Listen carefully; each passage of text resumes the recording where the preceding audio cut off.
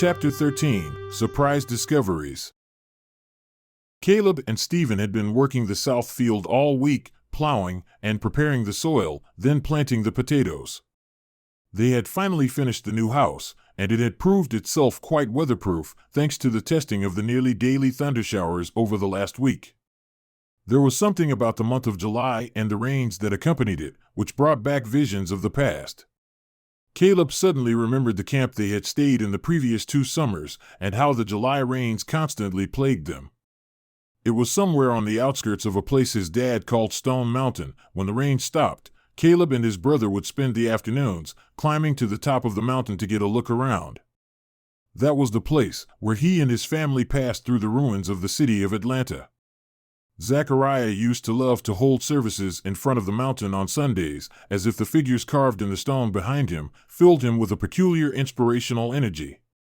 Caleb always found it fascinating that you could stand and gaze at the face of the mountain and see 2 different outcomes of history without changing your position. The evidence of man's existence nearly obliterated by nature's fury, except where it was carved into timeless granite. Stephen decided to try a different path to the cave this morning. He and Caleb had been following the twists and turns of the creek that flowed to the northwest for nearly a mile. Their journey came to a sudden stop when they reached several large concrete and steel footings of what once had been a road bridge which had been washed away during the flood that followed the Great Cataclysm. This was a similar bridge to the one that they found just west of their camp. These giant monoliths of concrete and rusted steel stood as lone reminders of the once great roadways that had long ago crisscrossed this territory.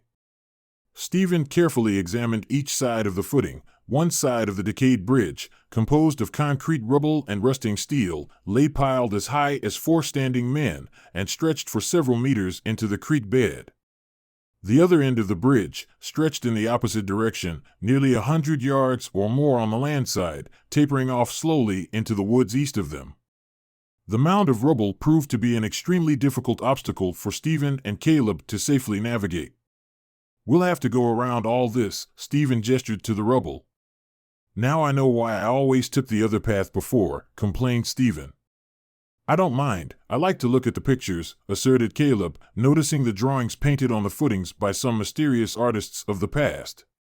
"See that one? It looks like a rabbit," he said, pointing to the side of the footing, where several drawings could clearly be seen, even if weathered by age. "Rob and Tricia forever," Caleb read the faded writing aloud. "Look at this one, Stephen. It says live once, do everything twice, and there's so many of them, names and numbers all jumbled into one.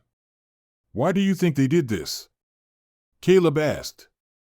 "Probably for the same reason so many people wrote books and stories, as a way to express themselves and be immortalized somehow," Stephen explained. "Come on, Caleb, let's move on. We've got to find a way around this mess." It took the 2 brothers nearly 20 minutes to find a safe way around the eastern side of the bridge, carefully watching every step, to avoid losing their footing between the hidden cracks of steel and rubble, mixed in with mud and new trees and bushes growing up between the unseen gaps. Finally, they reached a much smoother embankment of pebbled rocks and soil, and climbed up until they reached a plateau that appeared to be part of the old roadway above. From their new vantage point, they paused to get their bearings. As Caleb and Stephen stood up, gazing around them, Caleb saw something several yards to the east, protruding out of the soil. "Stephen, what's that?" he asked, running off to get a closer look. Stephen hurried to catch up with Caleb. At first, Caleb thought it to be some old carriage, like the one Mr. Williams showed at the May Day Festival a few months ago, but as he got closer, he realized it must have been buried there for ages. Sections of the carriage looked undamaged, while others had completely deteriorated with age. The only identifying feature was a large single section of glass with some sort of writing embedded within that read "Search and Rescue." Caleb turned to gauge Stephen's reaction. "It's an old rescue vehicle of some sort," speculated Stephen. "Probably one of those that people used before the flood, to get people to safety. It looks like they just abandoned it there." His voice trailed off.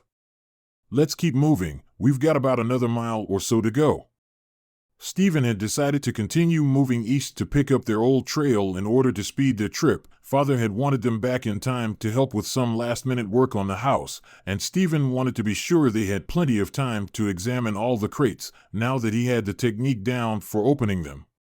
They were only a few hundred yards from the cave entrance when Stephen noticed more tracks on the ground. Stopping quickly, he drew Caleb's attention to the tracks.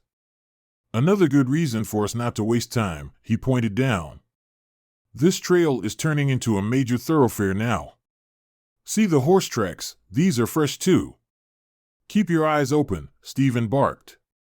Stephen had been worried about this possibility. Now, with all the other clans in the area and with new trade relations between them, there would be a greater risk of their secret being discovered.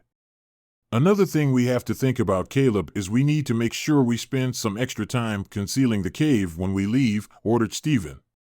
Caleb nodded. He understood. "Quick, hand me another candle, Caleb," ordered Stephen, who had been lighting several oil lamps within the cavern and placing them around the floor to give them extra light. "Here's your pickaxe. Shall we do this like we did before?" Caleb asked. Stephen nodded. "You got it. You hold onto the crate, and I'll get on top and kick down on the pickaxe." Stephen deliberately chose the crate nearest the far wall to begin with, and soon they were both in position as Stephen began kicking at the axe as hard as he could.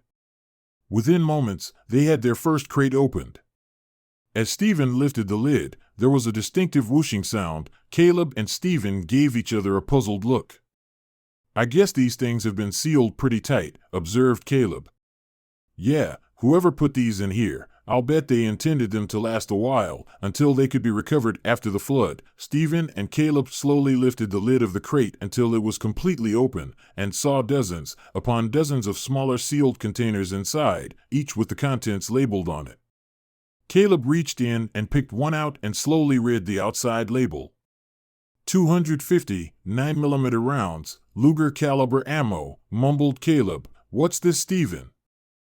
Stephen carefully reached into the crate and began pulling out some of the other small containers. They were all similar, but with different numbers and types, and each individual container was tightly sealed.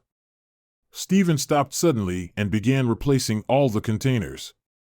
"What's the matter?" asked Caleb. "Quick, put everything back inside the crate, just like it was," ordered Stephen.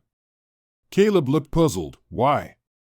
"Because, Caleb, these are boxes of ammunition for guns and rifles." "Guns and rifles?" Caleb still looked puzzled. Guns and rifles were things he mostly read about in books or heard stories about from the older men. They were never something Caleb had ever actually used or seen very much, except for his dad's old antique rifle, which hadn't been fired in many years.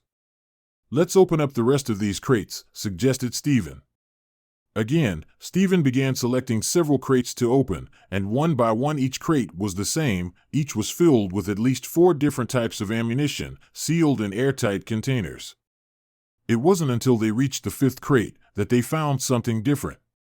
This crate was also a much larger size and length than the 4 previous containers. As they opened the crate, they saw an arrangement of metal boxes, some short, while others were long. Each box was snugly placed within the crate. Stephen grabbed the first box on top, a short box that had the words Smith & Wesson printed on it. Stephen slowly opened the box. Caleb's eyes widened. It looked brand new. "Smith & Wesson, the owners of these crates, you suppose?" asked Caleb, quietly mumbling to himself. Stephen motioned around the room to the other crates. "I might be wrong, but I'll bet there's more guns in some of these other crates, and by the way it looks, at least 4 different kinds, rifles and pistols too. Do you think they work, after being locked up in here so long?" Caleb asked, looking over the gun he was holding in his hand. "They should. It looks like whoever put them in here sealed them all up fairly well." "Come on, let's open a few more while we're here," insisted Stephen. Stephen and Caleb busied themselves for several minutes, opening several of the crates, and just as Stephen suspected, they were filled with a similar assortment of weapons, pistols, and rifles, while the others were each stocked with an odd assortment of clothing and various types of survival gear, some of which the 2 boys had no idea what useful purpose they served. There was one item that immediately grabbed Caleb's attention, a container that was labeled two-way solar radio transceivers. Caleb opened the container and saw several small handheld devices that looked strangely familiar. He had read in one of his books about such devices and knew it might be something handy, but had no idea of how it might work. Caleb reached into the container and dug around. Inside he found a small booklet that read, Radio Instruction Manual. He quietly shoved it into his back pocket without telling Stephen. Caleb then grabbed the container for the radio set and carefully placed it into his backpack. While Stephen was still looking over the weapon crates, Caleb began digging around through the others. "You understand, Caleb, we have to keep quiet about this," insisted Stephen.